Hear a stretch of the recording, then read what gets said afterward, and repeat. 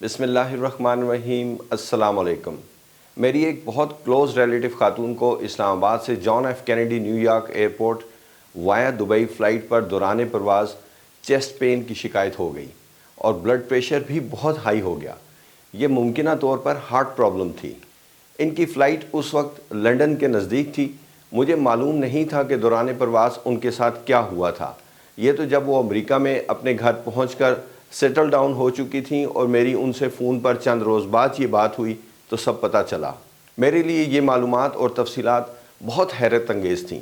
ویسے تو میں بھی اپنے 32 سالہ ایئر ٹریفک کنٹرول کیریئر میں یہ سب کچھ دیکھ چکا ہوں اور کئی فلائٹس کو میڈیکل ایمرجنسی اناؤنس کرنے کے بعد اور مسافر کی زندگی بچانے کے لیے نزدیکی مناسب ہوائی اڈے پر لینڈ کرتے ہوئے بھی دیکھ چکا ہوں، لیکن جس انداز میں مجھے ان خاتون نے یہ سب کچھ سنایا، میرے ذہن میں اٹھنے والے بہت سے سوالوں کے جواب مل گئے۔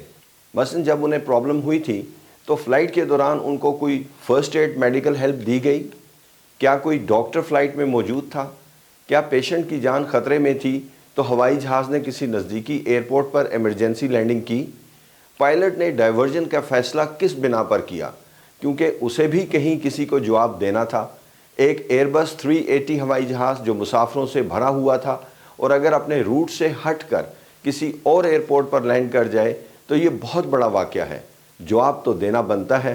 اس لیے اس فیصلے کی بنیاد کیا تھی یہ جاننا ضروری ہے۔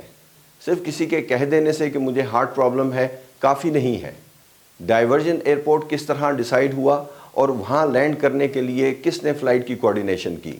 بیمار مسافر کو اس ایئرپورٹ پر کس نے ہینڈل کیا اور ہاسپٹل کیسے ٹرانسفر کیا؟ یہ فلائٹ اس بیمار مسافر کو وہاں چھوڑ کر باقی مسافروں کے ساتھ روانہ ہو گئی؟ بیمار مسافر کے میڈیکل کے اخراجات کس نے دیے؟ کیا مسافر کو بھی کچھ دینا پڑا؟ پھر پیسنجر کو صحت یاب ہونے پر اس کی منزل پر کیسے بھیجا گیا؟ بکنگ کس نے کروائی؟ مسافر کے سامان کا کیا بنا؟ وغیرہ وغیرہ۔ یہ تمام سوالات یقیناً آپ سب کے ذہن میں بھی اٹھتے ہوں گے۔ میں آپ کو ان خاتون کی بتائی ہوئی باتیں اور کچھ اپنی تحقیق بھی سناؤں گا تو آپ کو احساس ہوگا کہ اچھی ایئر لائنز اپنے مسافروں کا کیسے خیال رکھتی ہیں۔ ان خاتون کو کیبن کرو نے فوراً فرسٹ ایڈ فراہم کی جس کے لیے انہیں مکمل تربیت دی جاتی ہے۔ اس کے علاوہ کرو نے امریکہ میں موجود میڈ لنک کمپنی کو وائا سیٹلائٹ رابطہ کیا اور مریض کی حالت کے بارے میں بتایا۔ یہ کمپنی میڈیکل ایمرجنسی کی صورت میں فلائٹ پر میڈیکل کی سہولتیں فراہم کرتی ہے اور اہم فیصلے بھی کرتے ہیں جو قبول کیے جاتے ہیں۔ وہ مریض کی تمام انڈیکیشنز عملے کے ارکان سے پوچھتے ہیں اور انہیں مریض کے بارے میں ہدایات بھی دیتے ہیں۔ یہ کام میڈ لنک کمپنی کے ڈاکٹرز سر انجام دیتے ہیں۔ لیکن جب انہیں اس خاتون کی علامات بتائی گئیں تو میڈ لنک کمپنی کے ڈاکٹرز نے یہ فیصلہ دے دیا کہ اب ہوائی جہاز کو کسی نزدیکی مناسب ایئرپورٹ پر لینڈ کرنا چاہیے کیونکہ خاتون کی زندگی کو خطرہ ہو سکتا ہے۔ یہ بات فوراً کیپٹن کو بتائی گئی جو انہوں نے دبئی میں موجود اپنے NCC network control centre کو بتائی۔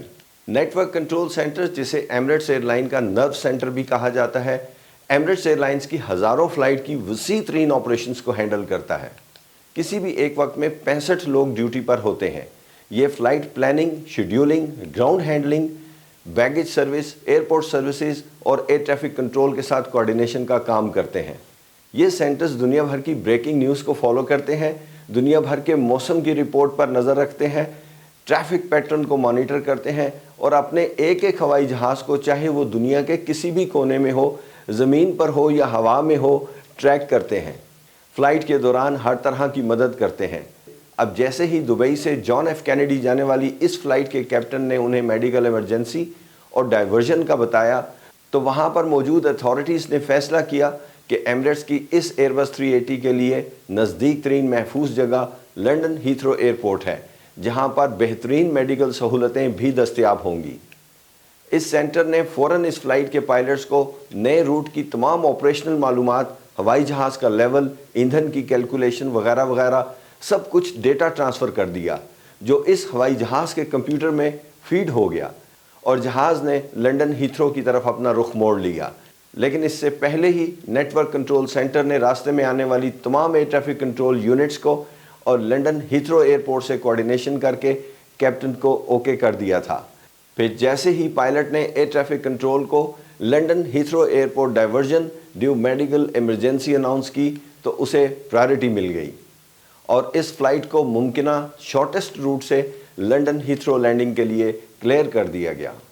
اس ایئرپورٹ پر موجود ایمریٹس ایئر لائن کے اسٹاف کو اس فلائٹ کی ڈیٹیلز بتا دی گئی تھیں۔ ہیتھرو پر لینڈ کرتے ہی ان خاتون کو میڈیکل کے عملے نے ایمبولینس میں شفٹ کیا اور ہاسپٹل ٹرانسفر کے لیے لے گئے۔ ان کے ساتھ ایمریٹس ایئر لائن کا نمائندہ بھی تھا۔ ان خاتون کا سامان ہیتھرو ایئرپورٹ پر اتار دیا گیا اور فلائٹ باقی مسافروں کے ساتھ ریفیولنگ کے بعد دوبارہ اپنی منزل کی طرف روانہ ہو گئی۔ یہ کوارڈینیشن بھی نیٹ ورک کنٹرول سینٹر نے دبئی سے کی۔ ادھر ہاسپٹل میں ان خاتون کو ایڈمٹ کر لیا گیا۔ تقریباً 2 روز بعد جب یہ خاتون ٹھیک ہو گئیں تو ہاسپٹل نے انہیں بائی ایئر ٹریول کرنے کی اجازت لکھ کر دی اور جو ایمریٹس ایئر لائن کے نمائندے کو دے دی گئی۔ ان خاتون کی مرضی کے مطابق ان کی فلائٹ بک کی گئی اور انہیں بتایا گیا کہ آپ کا سامان آپ کے ساتھ جائے گا۔ ان سے پوچھا گیا کہ آپ فلائٹ میں اکیلے ہی ٹریول کر لیں گی یا میڈیکل ٹیم کا کوئی شخص آپ کے ساتھ جائے۔ اس پر خاتون نے انہیں بتایا کہ وہ خود ٹریول کر سکتی ہیں۔ اب ان خاتون کو یہ فکر تھی کہ میڈیکل بل کا کیا ہوگا۔ ان کے پوچھنے پر انہیں بتایا گیا کہ ایمریٹس ایئر لائن ہر مسافر کو مکمل ملٹی رسک میڈیکل انشورنس فراہم کرتی ہے اور ہر طرح کے اخراجات میڈیکل انشورنس میں کورڈ ہیں۔ یہ بہت بڑے اطمینان کی بات تھی۔ بہرحال انہیں فلائٹ پر بٹھا دیا گیا۔ اس دوران ان کے ملک میں موجود ریلیٹیوز کو ان کی مکمل ویئر اباؤٹس اور ان کی ہیلتھ بریفنگ بھی دے دی گئی۔ اس طرح یہ خاتون فائنلی امریکہ اپنے گھر پہنچ گئیں۔ میرے لیے یہ تفصیلات بہت اہم اور ایکسائٹنگ تھی کہ اس طرح کے معاملات کو ہینڈل کرنے کے لیے ایک کلیئر کٹ پروٹوکول طریقہ کار موجود ہے جو ایئر لائن کی طرف سے کوارڈینیٹ اور اپروو کیا جاتا ہے۔ یہ کسی فرد واحد کی مرضی نہیں ہے کہ وہ پیسنجر کے بارے میں کوئی بھی فیصلہ اپنی مرضی سے کر لے۔ میں سلام پیش کرتا ہوں ایمریٹس ایئر لائن کو جو اپنے پیسنجرز کا اتنا خیال رکھتے ہیں۔ اللہ تعالیٰ آپ سب کو اپنی حفظ و امان میں رکھے۔ آپ کا سفر بخیر ہو۔ نیکسٹ ویڈیو تک کے لیے اجازت چاہتا ہوں۔ اللہ حافظ۔